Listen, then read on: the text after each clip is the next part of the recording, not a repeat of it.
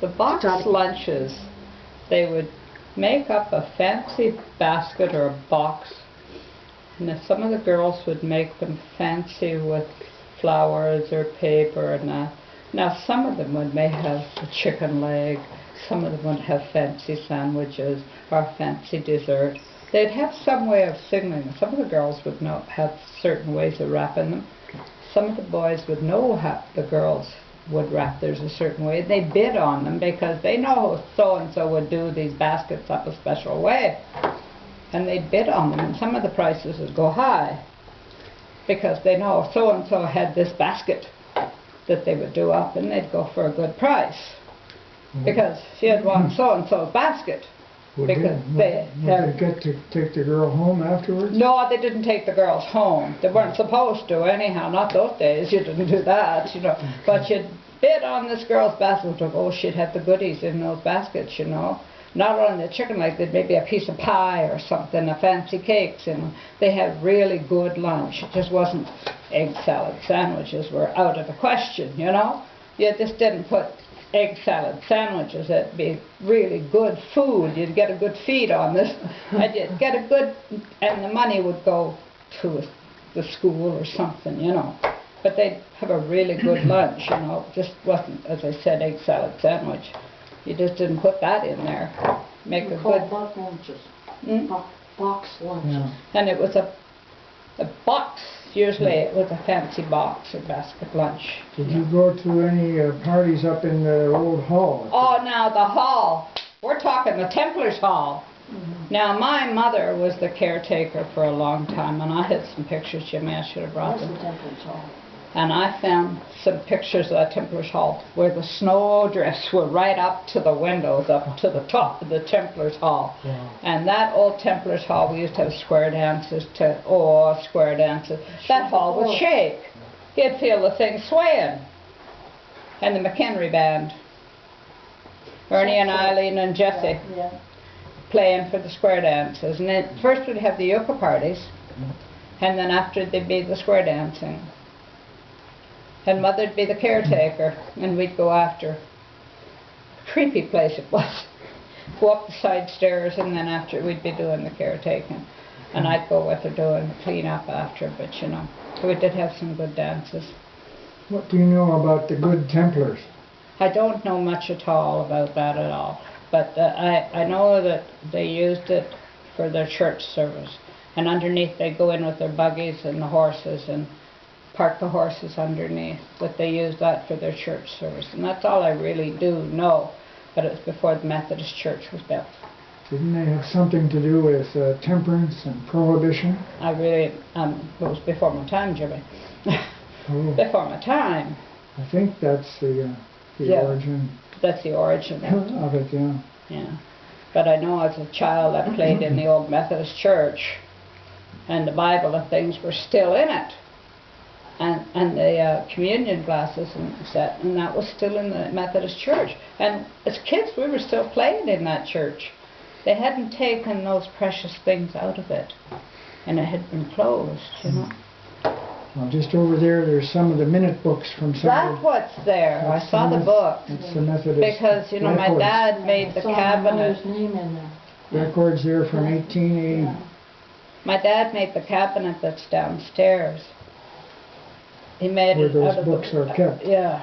Yeah. And my dad made the cabinet. And what about the church in those days? What role or what did it do for the community? You know, we went because it was the only church, and it was a routine that we went, and that's where you met your friends, and you went. And Vacation Bible School, oh, that was so much fun. As kids, there was so many of us because the farm community, everybody went. We'd have over 100 kids because we had student ministers here, and they were so good. What happened at Vacation School? Well, you learned a lot. This is where you learned about the Bible and the connection of the Bible in your life. And I'm learning more now because it's so different now. Anyhow, but then this is where, as children, you learned more about the Bible, and Jesus in your life. And were you involved in music at all in the church? I was as a kid, you know, young, when I was young and I could sing. I was in the church choir.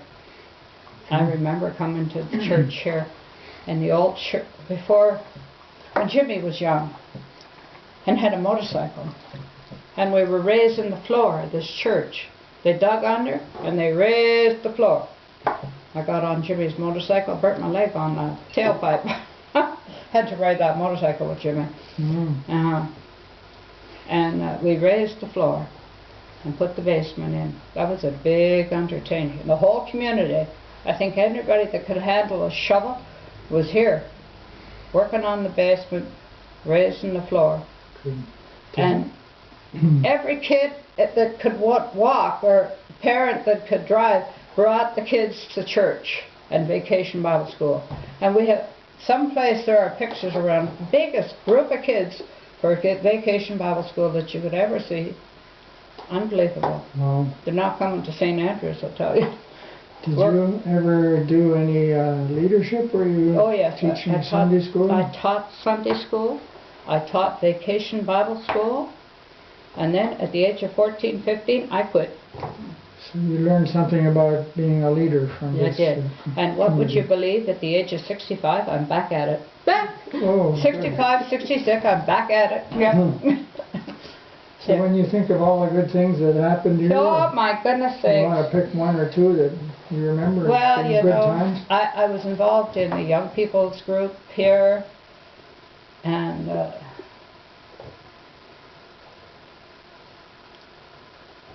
it's the community things, the community hall, the community things they did together,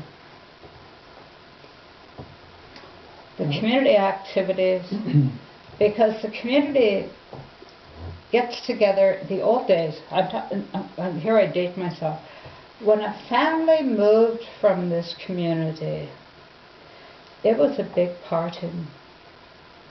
When you had a family move out of this community, even if it was a farmer down there, the whole community got together and made a presentation to that family, whether it was one of the daughters getting married. The community got together and made a presentation to that. They'd take up a collection and make a presentation to that bride and her new groom, or the groom and his new bride. And they'd have a big party at the hall. Now, I wasn't here at the time. I have been at the new hall, but it would be a big presentation made, you know. It was a big occasion for the whole community. The community stuck together. They did everything together those days. So this sounds like you contributed quite a lot to this community? Well, yes, I did. Even to the church. I did all the antipendiums that hang on the altar at the church. That's when I was a young teenager and could do the fancy work. I did a lot of embroidery work when I was a kid. I still have the pillowcases. Pillowcases are as stiff as could be, but the stitchwork, the needlework still hangs on, you know. So you did the needlework on those altar cloths? Yeah. From the pulpit? Yeah, I did. Good for you. Yeah, I did a lot of embroidery work when I was young. Yeah. And so the community also did a bit for you? It well, yeah, it helped me grow up. gave you a childhood? Yeah, I wasn't always good, but I improved as I got older. Any last? Yeah. Then I became a registered nursing assistant, and I moved to Toronto. But my parents stayed here, and I'd be home on my weekends. I became the main gardener, and I did all the redecorating in the house.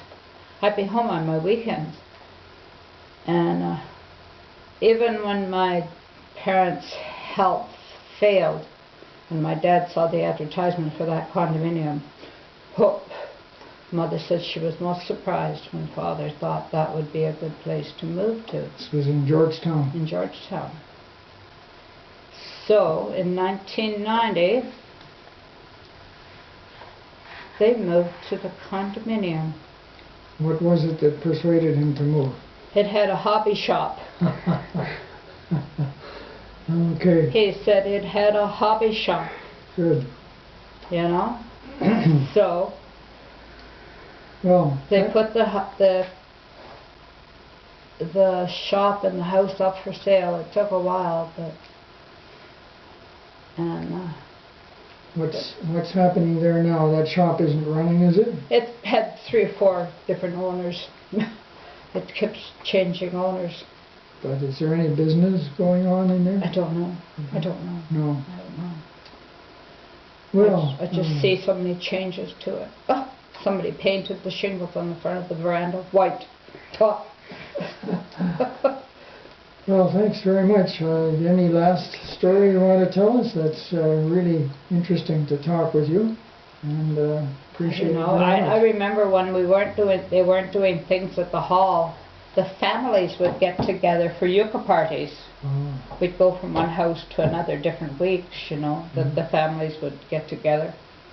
You know, the parents would have yucca parties at their house. What would the kids do? Well, we played in the house, you know, kids played together those days. You know, at the house, behind the mill, the barn's still there, you know, and we had the biggest swing in the world, you know, went from eavesdrop to eavesdrop, the swing. Yeah, the barn's still there. Dad put a big beam in the top, you know, and we had a swing on it, went from eavesdrop. We could get that swing going, I'll tell you.